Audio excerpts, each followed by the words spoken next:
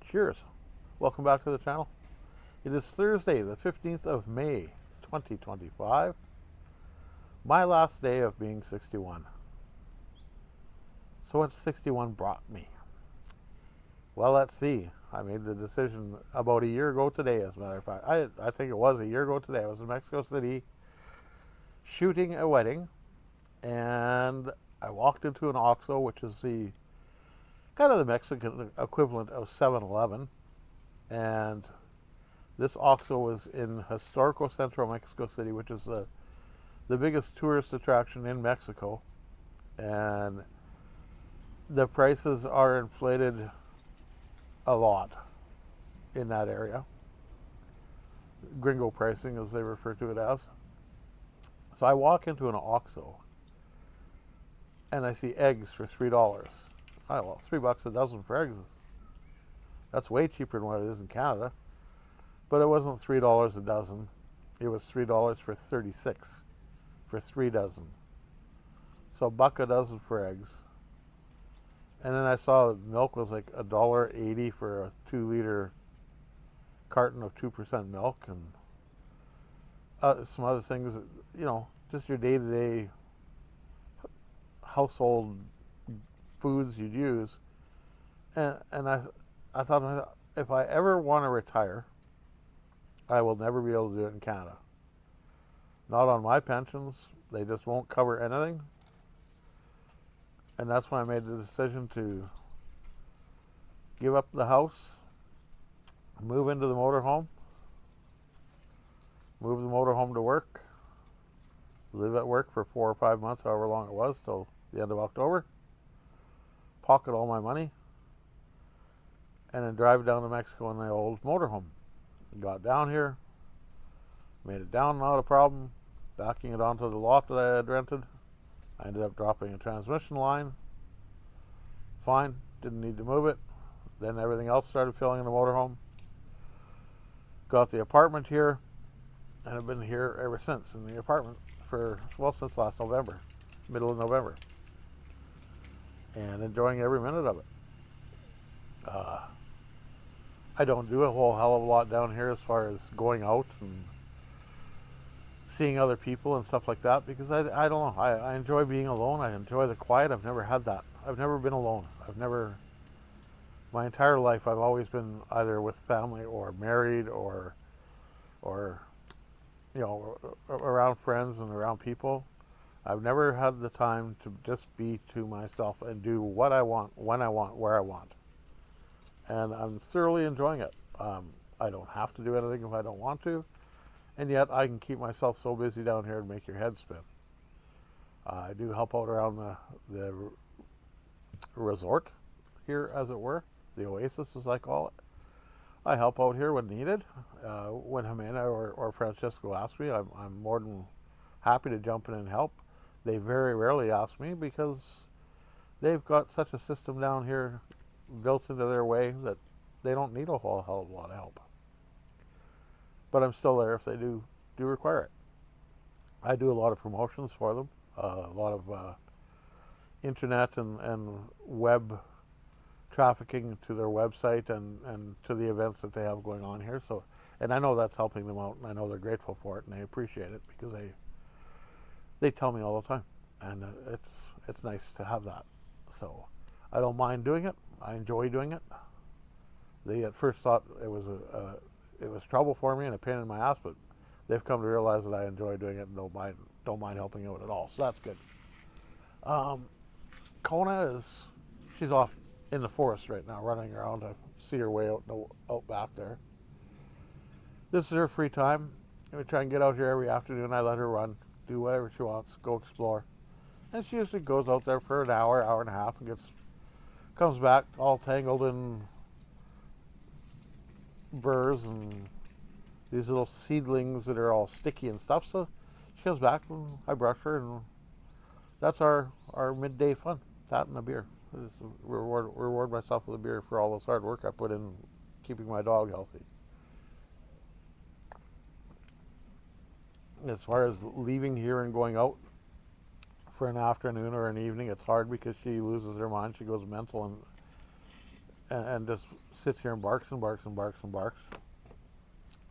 She doesn't like to be any more than 30 inches from me unless it's on her terms, which is annoying and kind of pissing me off at the same time. So talked to the vet about it the other day down here, and he said to give her some melatonin, all natural melatonin, and found some, and it does nothing.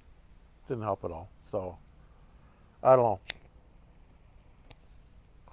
I certainly don't want to sedate her with drugs just to be able to go out for an evening, but on the other hand, I'd still like to, go out for an evening or an afternoon or what have you.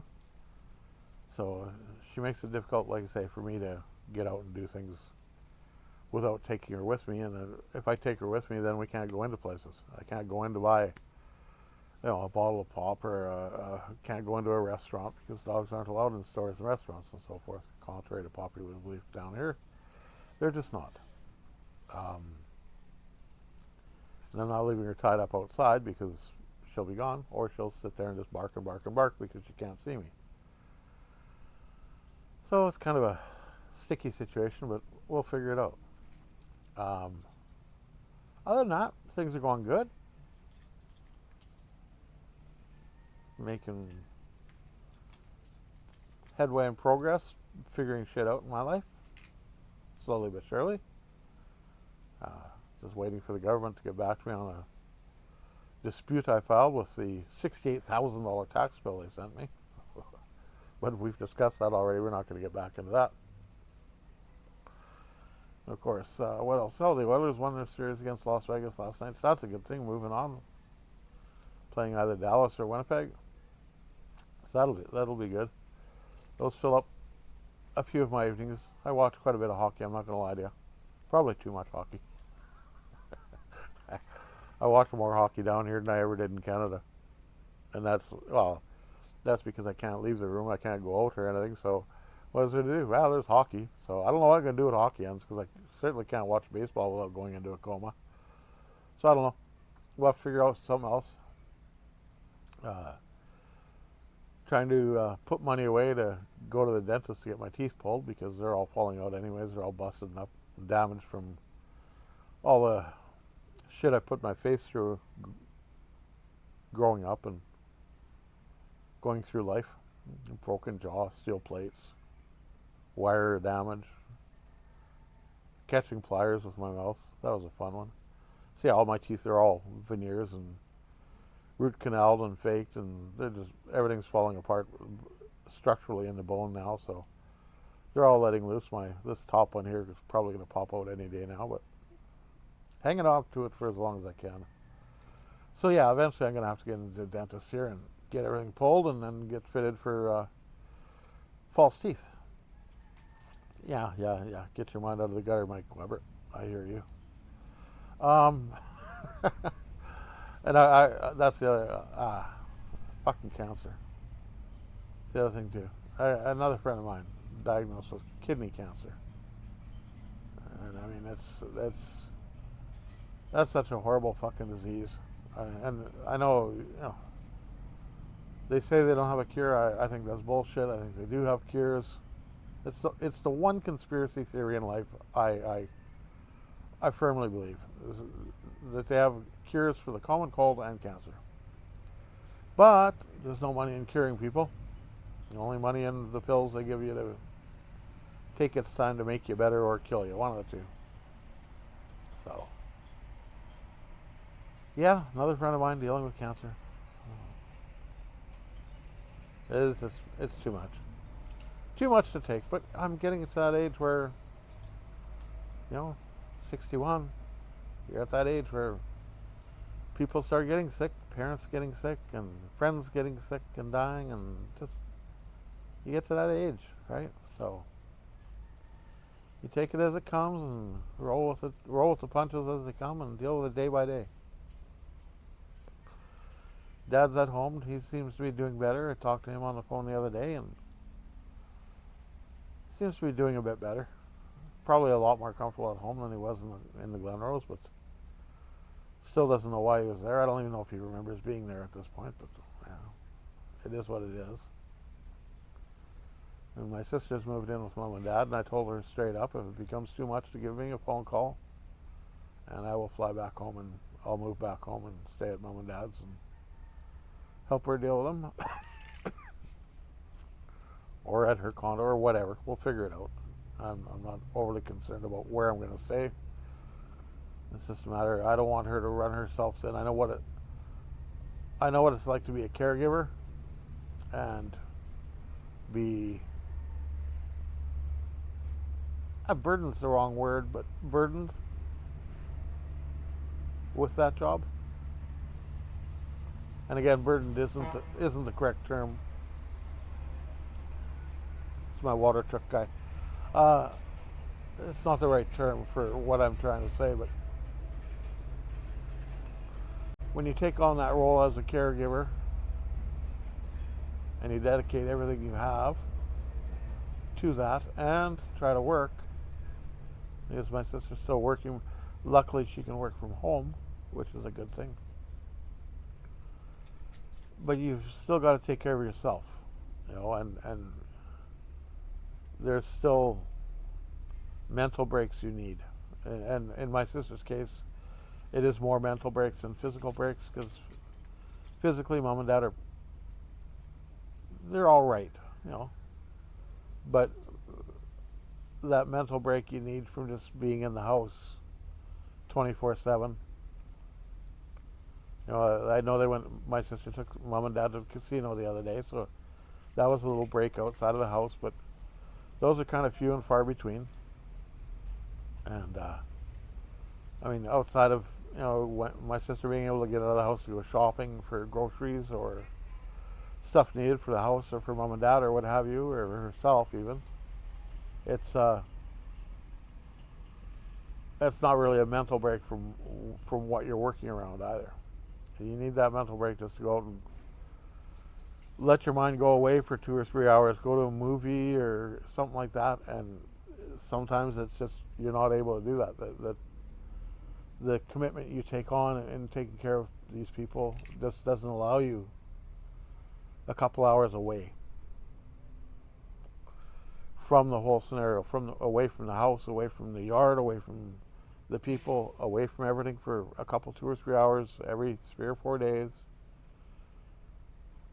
It's hard. See, when I was taking care of Doe, I had work.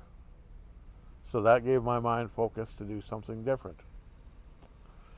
But even after 6, 7, 8 months, even that became a routine where go to work, go home, take care of Doe, go to work, go home, take care of Doe. And that got hard. Fortunately, we were still able to get away, and do things on weekends and so forth, Doe and I. So we had that working for us. But my sister isn't going to be able to take Mom and Dad away for a weekend just to get away from everything, and it's a little different way. Oh, my mic exploded. Look at that. My mic exploded and my dog returned. You all done running, Kona? Okay, good.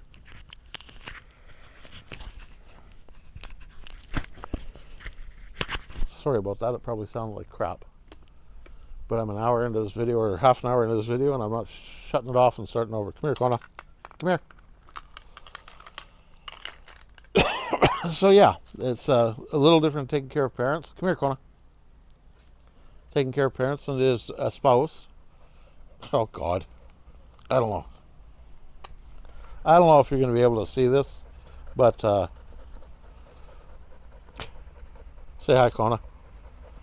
All in her fur, I don't know how well you can see. All these little white burrs that we now get to brush out. Fun, fun, fun. Yeah, you have a lay down. Have a rest. So yeah, it's not easy being the caregiver for people, and you need time to yourself. So, like I told my sister, if it comes to it, let me know. I'll make my way back there and give her a helping hand. For now, she says, no, you stay where you're at. I don't want you around. So, fine, whatever. It's all good. And we'll see what happens next year now. Tomorrow begins a new year, another revolution around the big ball of fire. So we'll see what happens with that. Can it be better? Sure. Could it be worse? Oh, yeah. Hoping for it to be better? You better believe I'm hoping for it to be better.